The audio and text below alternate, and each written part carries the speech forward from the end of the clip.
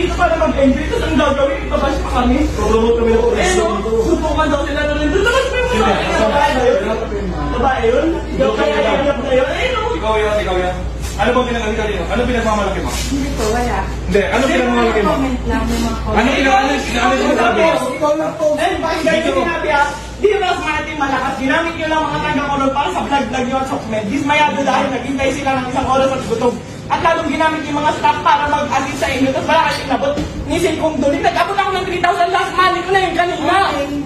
Ano ba pinagmamalaki Kayo mo? ba na mga Sino po ba kayo dito? Ha? Wala po, staff. Sino kayo dito? Ha? Bakit hindi ka nabigyan? Ay, hindi Pumunta kami dito para tumulong at i-promote yung gurul. Ang kapal naman ng tao mo. Tumutulong na kami. Sino ba pinagmamalaki nito? Ha? Ba't pinapayagan ninyo yung mga ganitong staff ng munisipyo? Dapat kayo ngayon Gusto niya mabigyan. Di ba? Promote daw siya. Eh, hindi naman daw siya nabigyan. Ayun no. Ano ba mayor dito? Sino mayor dito? Tignan nyo nga, mayor! Mayor! Nandito po kami para tumulong. Ayun no, mga matatanda sana na. Promote kami rito para i-promote ang police ng Palawan. Tapos sino kami? Oo. Wala po na yung principal. Oo nga, teka lang. Sino po yung mayor dito? Si Mayor Reyes po. Mayor Reyes, nananawagan po kami na ganito pong klase ng mga